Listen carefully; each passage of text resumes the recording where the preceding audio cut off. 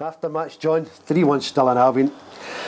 I say the game could have been finished in the first 10 minutes, to be honest with you. We've made two great chances, first 10 minutes. Absolutely agree with you, and it's been the story of our season. Last week, to be fair, we were dreadful, and we got criticised for that, and quite rightly so. Today, I asked them to make sure that they went out when they left the ground today, at least they held their heads up high, which I think they can do in some respects. They gave it everything they had, but you're right, the old problems of not being able to score when you're on top have come back to haunt us. And even when we managed to pull ourselves back into the game at 1-1, I think we're in the ascendancy. We give another goal away, a really cheap goal. So I'm sick. It's like a broken record, that's only got ourselves to blame. But that's pretty much the encapsulated our season: making chances, missing chances, and giving away a cheap goal at the other end. So really disappointing, day for everyone, given that they put so much into it and came up with nothing. Well, we've 2 games to go, 2 big games. Yeah. East Fife next week, away from home, Peterhead at home. Yeah. We need to win 2 to be certain. Well, that's, I said to them last week that after walking across the pitch after the game, virtually for me, that part of the season was finished, and it's what we did in the next 3 games, including today, that counted. So it was all about focusing on that. There was no point in doing the shouting and bawling thing. I'm sure there are plenty of fans out there who think we should be slaughtering players all the time, but these same guys have got to go out and play again next Saturday, and we've got to keep them as upbeat as possible. They're not deliberately making mistakes, they're not deliberately missing chances. We just need them to get a break. Hopefully we will get that come Saturday. If we continue to play and work as hard as we can, and I'm sure we'll get a break that we're due. It's not that they're playing bad, John. No. We're playing great. Some of the football's lovely at times to watch. It's just the finishing. Well, that's right. And you did mention that we should have been 2 up before they scored. A lot of chances I felt to Ian Dyack today. He scored the 1 goal that we did get. He probably should have had 2 or 3 more. He knows himself. We continue to create chances, but as long as we don't take them, we're always going to be under pressure. I'm hoping that, as I say, that turns around for us next week. We must be due another bit of luck in front of goal, but to go like that and to make the chances we made and to miss them was galling, and it does have an effect on the team, and you can see sometimes heads go down because maybe the confidence is not there in the rest of the players that we are going to take those chances, and they know that at some stage in the game is going to put us under pressure. So that was a sore one for us to take today. We have no other formula. There's no magic wand for us to bring another player in who's going to score goals at this stage of the season. We tried from the start of the season right through the January window. We tried a level best to bring in players. One of them who played against us today, to be perfectly honest, for Stirling, but we have been beaten to the punch on a number of occasions. So we have what we have in the squad, and we've got to make sure that the people are here, go and do the job that they're asked to do. So that means scoring goals.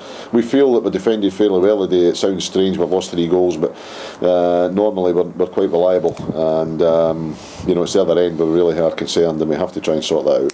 Well, let's talk about the second goal, John. We were on the attack again, and then they take the ball off us up in their half, and then they just stroll up the park. To be honest, you know what I mean? It happens so many times. Yeah, there was a decision to be made when the Tiger's running with the ball, and I think everybody in the ground knew somebody was going to catch him, and he had to pass it, and he's the only one that'll be able to tell you why he didn't. So it was a big decision. I thought overall he played really well today. That mistake, unfortunately, cost us the game. Effectively, I know we lost the game 3-1, but I think at 2-1 that was it. I think they knocked the bit of fight out of us with that goal and the nature of the goal, and it was a big error. But you're right. I mean, teams, and Allan said that to me, they were better on the counter-attack against us today. I thought we were in the ascendancy at 1-1. I thought we were going to go in and at least take something for the match, but to lose it in the manner we lost it, through mistakes or bad decisions was really painful to take. But he'll bounce back. I mean, he's the type of player he is. He's not called Tiger for nothing. I'm sure he'll bounce back, and the rest of the players will make sure that happens as well, and that's all we can do. There's no point putting their heads down at this stage. Whatever happens. If we are good enough to survive, we will, and if we're not good enough, we'll be found out. And I've said that to the players. I mean, it's entirely down to them and the way they perform and the way they may go about their business in the next 2 weeks.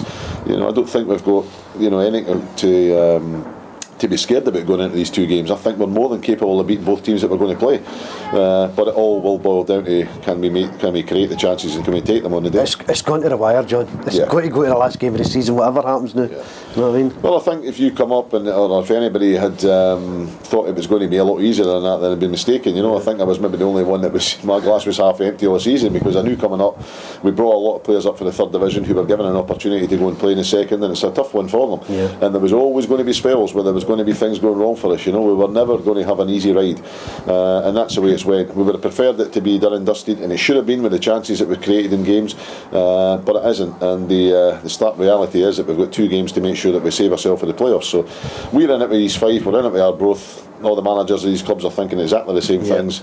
2 wins will do it for them. You know, we're no different, but I'm really confident that we can do that. Right, John, thanks for speaking to us. We'll see you next week. Delighted with the result. Hard fought game, which we knew it would be. I think Stenny played really well.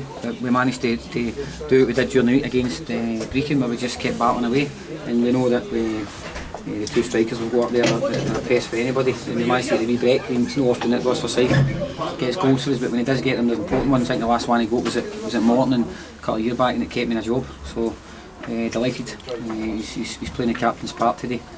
We knew it was going to be difficult. It wasn't on that surface. It's hard to play football. Felt the first half we were quite comfortable, but to be honest, Dennis Muir came out the second half and against the wind caused a lot of problems with knocking balls over behind us. We lost when we went back to obviously 1 each. It was a worry because we know we've got to have wins between the but the boys responded well, just like they did during the week, and it's a matter of just going to the next game now and hopefully get another result. Back in your own hands now, Alan, which you talked about on Monday. Yeah, I've said that to the boys after the game.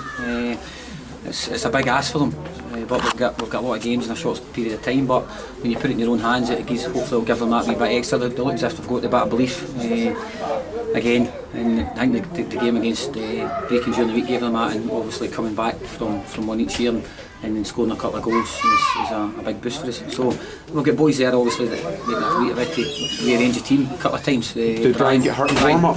Brian's actually hurt his knee. The boy landed on it in the Brecon game, and we thought he'd be fine to play. After a warm-up he was feeling it. So obviously we had to change it. The team had put Ross in there, and I thought we did fine. And then obviously we changed it about again when we took Aubrey off, and when we got ahead we put Andy Gibson into full-back. That's why we put him in the team ahead of Paul Murphy at the beginning, because we know he can play a number of positions if we have to fast upon him. He did today. I mean, he played 2 or 3 positions, but it's a team effort, and I think the way Russell's added that wee bit to his up front, he's a pest. Well, given that you're playing 3 games a week, and I thought you wouldn't have started with the tempo that you did indeed start with the day, and in fact maintained it pretty much. Well, I think there's a testament. I mean, we've got fit players. I mean, that's been a big testament since I've been at Stirling Albion. I've made sure the boys are fit.